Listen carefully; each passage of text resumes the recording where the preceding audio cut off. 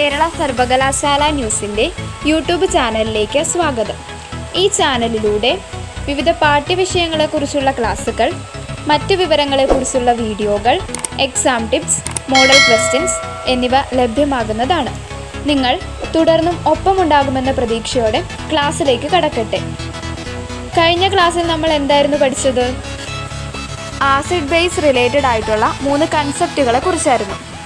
അപ്പോൾ കഴിഞ്ഞ ക്ലാസ് കാണാത്തവരുണ്ടെങ്കിൽ അതൊന്ന് റെഫർ ചെയ്യാൻ വേണ്ടി ലിങ്ക് ഡിസ്ക്രിപ്ഷൻ ബോക്സിൽ കൊടുക്കുന്നതാണ്. അതൊന്ന് നോക്കിയേക്കുക. ഇന്ന് നമ്മൾ പഠിക്കാൻ പോകുന്നത് ആ ക്ലാസ്സിൻ്റെ കണ്ടിന്യൂവേഷൻ ആണ്. അതായത് കഴിഞ്ഞ ക്ലാസ്സിൽ നമ്മൾ 3 കൺസെപ്റ്റുകൾ പഠിച്ചിരുന്നു. അതിൽ രണ്ടാമത്തെ കൺസെപ്റ്റാണ് ബ്രോൺസ്റ്റൺ-ലൗറി കൺസെപ്റ്റ്. ഈ കൺസെപ്റ്റിൽ വരുന്ന ഒരു കേസാണ് നമ്മളിന്ന് നോക്കുന്നത്. അതായത് influence of solvent on acidic strength. ഒരാസിഡിൻ്റെ സ്ട്രെങ്തിനെ അത് ഡിസോൾവ് ചെയ്തിരിക്കുന്ന സോൾവെൻ്റ് എത്രത്തോളം ഇൻഫ്ലുവൻസ് ചെയ്യുന്നു എന്നാണ് നമ്മൾ നോക്കുന്നത്.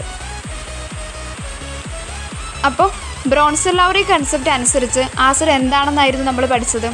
അതായത് acids are proton donors. H+ അയോൺസിനെ ഡൊണേറ്റ് ചെയ്യുന്നവരാണ് ആസിഡ് എന്നാണ് നമ്മൾ പഠിച്ചത്.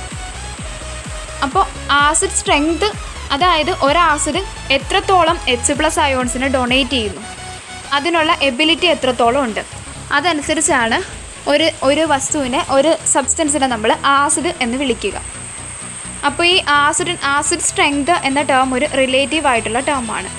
അതായത് ആസിഡ് ഏത് സോൾവെൻറ്റിലാണോ ഡിസോൾവ് ആയിരിക്കുന്നത്, ആ സോൾവെൻറ്റിൻ്റെ ബേസിക് നേച്ചർ അല്ലെങ്കിൽ പ്രോട്ടോണിനെ അക്സെപ്റ്റ് ചെയ്യാനുള്ള കപ്പാസിറ്റി, ആ കപ്പാസിറ്റി എത്രത്തോളം കൂടുതലാണോ അതനുസരിച്ച് ആ സോൾവെൻറ്റിൽ ഡിസോൾവ് ആയിട്ടുള്ള നമ്മുടെ ആസിഡിന് അത്രത്തോളം പ്രോട്ടോൺസിനെ ഡൊണേറ്റ് ചെയ്യാൻ കഴിയും. ഇപ്പം നമ്മുടെ സോൾവെൻറ്റിൻ്റെ പ്രോട്ടോണിനെ അക്സെപ്റ്റ് ചെയ്യാനുള്ള എബിലിറ്റി കുറവാണെങ്കിൽ ആസിഡിന് അത്രത്തോളം പ്രോട്ടോൺസിനെ ഡൊണേറ്റ് ചെയ്യാൻ പറ്റില്ല. ഇത് നന്നായിട്ട് മനസ്സിലാക്കാൻ വേണ്ടി നമുക്ക് 4 സോൾവെൻസിൽ ആസിഡ് ഡിസോൾവ് ആകുമ്പോൾ ഉണ്ടാകുന്ന അസിഡിക് സ്ട്രെങ്തിലുണ്ടാകുന്ന വേരിയേഷൻ എന്താണെന്ന് നോക്കാം. ഇതിനു വേണ്ടി നമ്മൾ 4 സോൾവെൻസിനെ കൺസിഡർ ചെയ്യുന്നുണ്ട്. അതായത് ഈ സോൾവെൻസിൻ്റെ ബേസിക് നേച്ചർ കൂടി വരുന്ന ക്രമത്തിലാണ് നമ്മൾ നോക്കുന്നത്. ഫസ്റ്റ് നമ്മൾ കൺസിഡർ ചെയ്യാൻ പോകുന്നത് HF ആണ്, hydrofluoric acid. Second acetic acid, third water and fourth നമ്മൾ ലിക്വിഡ് അമോണിയനെ കൺസിഡർ ചെയ്യുന്നു. അപ്പോൾ ആദ്യം നമ്മൾ HFനെയാണ് നോക്കുന്നത്. HFനെന്ന് പറഞ്ഞാൽ ബേസിക് പ്രോപ്പർട്ടി ഒട്ടും തന്നെ ഇല്ല. അതിന് എന്നാൽ സ്ട്രോങ് അസിഡിക് പ്രോപ്പർട്ടിയാണ് ഉള്ളത്. അപ്പോൾ നമ്മൾ ജനറലി HClനെ ഡിസോൾവ് ചെയ്യുമ്പോൾ എന്താ സംഭവിക്കുന്നതെന്നാണ് കൺസിഡർ ചെയ്യുന്നത്. സോ HFന് സ്ട്രോങ് അസിഡിക് പ്രോപ്പർട്ടി അല്ലേ ഉള്ളത്.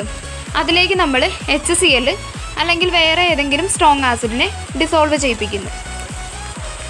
അപ്പോൾ HClന് നല്ല സ്ട്രോങ് അസിഡിക് പ്രോപ്പർട്ടി ഉണ്ട്. അത്രയും വരില്ല എങ്കിൽ പോലും HFനും സ്ട്രോങ് അസിഡിക് പ്രോപ്പർട്ടി ഉണ്ട്.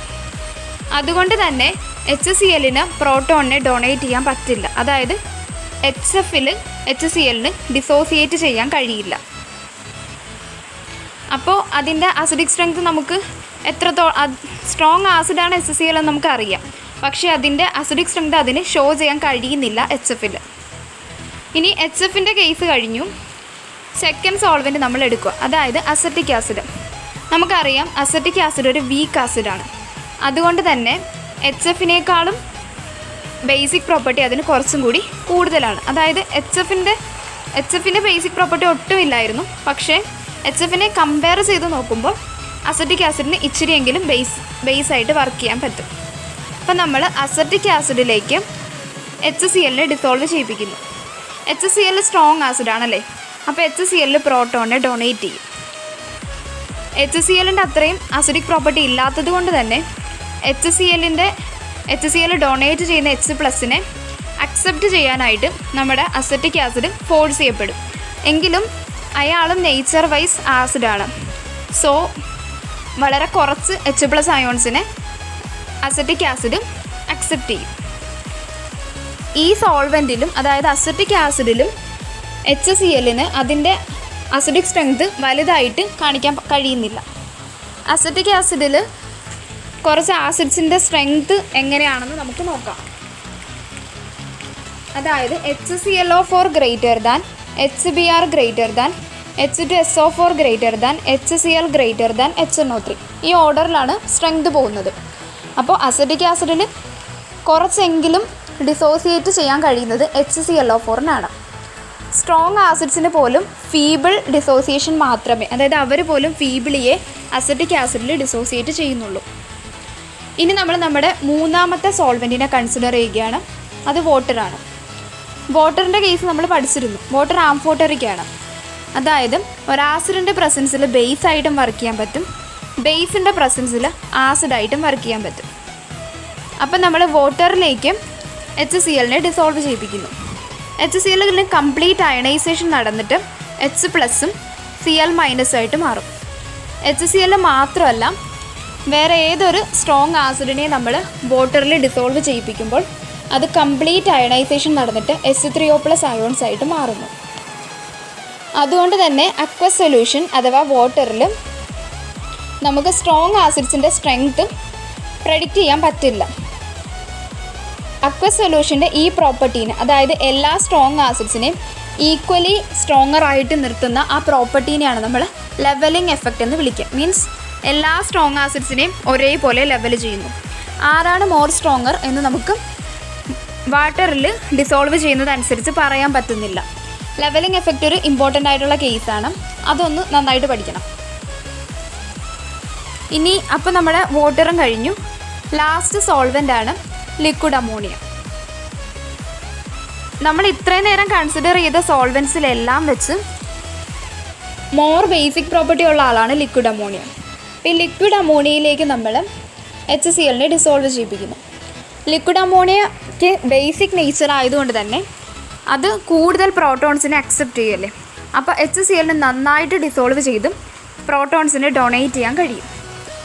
എന്ന് മാത്രമല്ല, സ്ട്രോങ് ആസിഡ്സ് HCl പോലുള്ള സ്ട്രോങ് ആസിഡ്സ് മാത്രമല്ല, weak acids like propionic acid, acetic acid ഇങ്ങനെയുള്ളവർക്ക് പോലും കൂടുതൽ ഡിസോസിയേഷൻ ലിക്വിഡ് അമോണിയയിൽ സംഭവിക്കും.